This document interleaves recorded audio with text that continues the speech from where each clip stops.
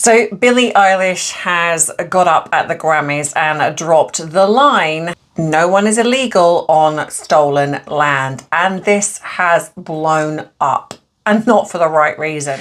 Some of the room clapped like seals, wondering if they actually really knew what they were clapping about. But as we see in the world of social media, everyone has got an opinion. And I'm sitting here thinking, okay, was this a powerful statement? Or should we actually do what celebrities don't do, and that's unpack, look at what this actually means before opening our mouths? So if you were interested in a channel that unpacks what is going on in the celebrity world, looking at the psychology behind it and finding the truth in amongst the gossip, the memes, the things that we see circulated around mainstream media and social media, then this could be the channel for you. My name is Ems. I'm a qualified UK therapist, and I've used the over 20 years experience in this field to understand body language and behavior. Go grab your drink, sit back, relax, as we get into some bite-sized tea. So before we go grab our pitchforks, let's be fair. So I just want to state from the offset that Billie Eilish did not come up with this phrase herself. And as grateful as I feel, I honestly don't feel like I need to say anything, but that no one is illegal on stolen land.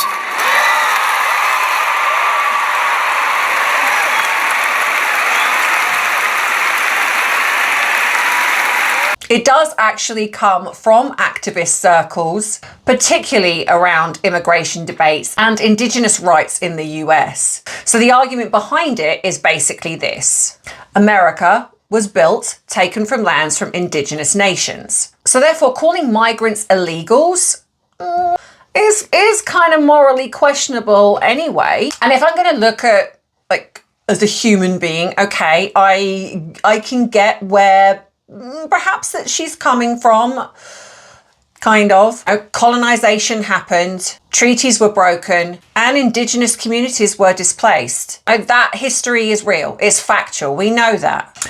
But this is where I kind of start my eye rolling and head tilting and shaking over my head, etc., because moral statements and governance are just not the same thing. History is complicated. Now I'm just going to refer to my trusty notes. So Indigenous tribes lived across North America long before European settlers arrived. Yes, land was taken through war, coercion, broken treaties, disease, displacement, etc. But modern nation states don't operate on who was here first. They operate on recognized sovereignty, constitutional systems, and international law. If we decide that legality is determined purely by original habitation, then pretty much almost every country on earth collapses. And I'm not saying that to be dramatic, that's historically factual. You know, in human history, there's migration, there's conquest, there's border shifting, and empires rise and fall. We have seen this throughout history globally. If we rewind far back, there has always been somebody that takes something from someone else, someone that takes land from someone else. That doesn't erase injustice. It doesn't erase the fact that should this have happened in certain times? No. But at the end of the day, that's, you know, you cannot rewrite history. It's there. That when celebrities get up and do the things that they do and make this geopolitical stance, that it doesn't override 500 years, especially in 7 words. Now, here's where it gets interesting, because if we're going to use the logic put out by Billie Eilish and her seal clapping celebrities, we need to apply this consistently, because it's not enough just to say this one thing. So let's bring this even to the UK, where I live. Romans invaded, Anglo-Saxons settled, Vikings raided, Normans conquered. So by the same framework, is no one illegal here either? Do you see where I'm going with this? Do borders just dissolve? Does immigration law suddenly become morally void? Because once you universalize that slogan, it doesn't just challenge America. It challenges the very existence of modern nation states. And that is a much bigger claim than what I think people realize when they clap at these awards, like I say, like seals. So they actually know what they're clapping for. So let's talk about what people are saying out there in the real world, not ones that live in a bubble, the real world. This isn't just about the fact that Billie Eilish and these celebrities live in their homes, because pretty much everyone lives on land with colonial history. The tension is when you benefit from modern property law, when you live in a protected, gated community, when you rely on the sovereignty of the state to protect your assets, that's when the rest of us go, hang on a minute. You can't opt out of a system rhetorically, get the word right, when you're benefiting from it structurally. I'm not saying that she needs to, because I know I've seen some of the memes and the videos of people like, you know, I'm going to go move in with Billie Eilish. I'm not saying that she needs to hand over the keys to her property and say, here you go, Tunga tribe, you know, and you know what, here's the password to the Wi-Fi. I mean, that's internet theatre. But there is a philosophical inconsistency, and that is what people are reacting to. And in all fairness, I don't blame them.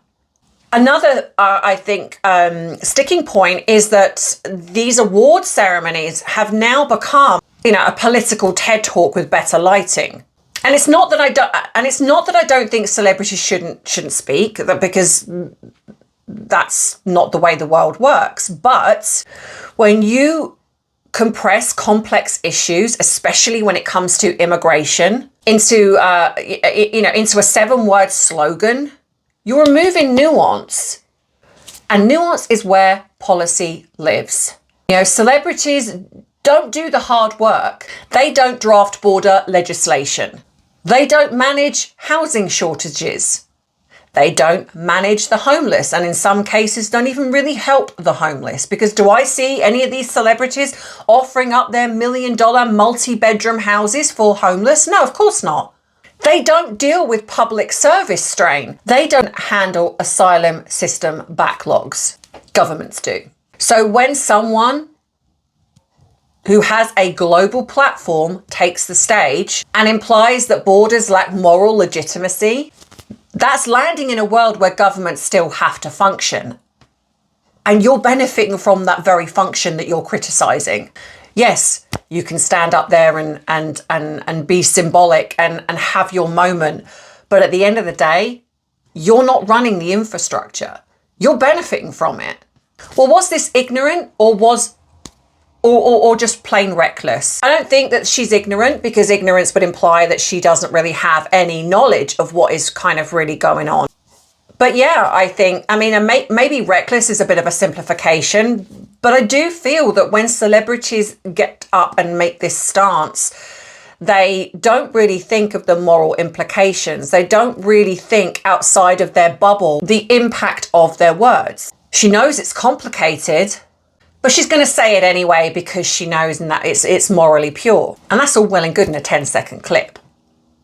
But when you apply it to the real world, it's a little bit different and a little bit more complicated. So I then think, you know, when we look at this is a question, it's like, is the phrase powerful? Yeah, in some circles, I guess it could be. Does it highlight a historical injustice? Yeah, of course it does. But is it structurally workable if implied or if taken literally? No. When celebrities speak in absolutes, when they use their stage to be geopolitical, are they prepared for those absolutes? Because once you follow that logic all the way through, it doesn't just question immigration enforcement. It questions the legitimacy of every modern state. And that's not a Grammy speech. That's a philosophical revolution. And in all fairness, revolutions don't just sit neat and tidily inside an award acceptance speech.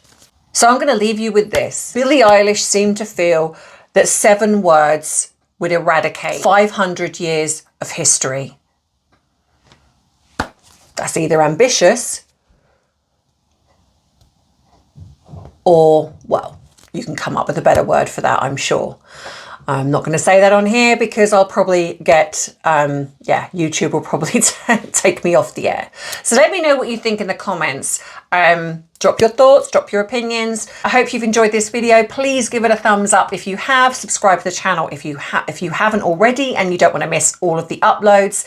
If you want any of the links to the other platforms I'm on, then they are all in the description box below. And if you see that hype button and you want to save your hype for me, I'd be very, very grateful. So I'll see you in the next video. And as always, look after yourself and I'll see you soon.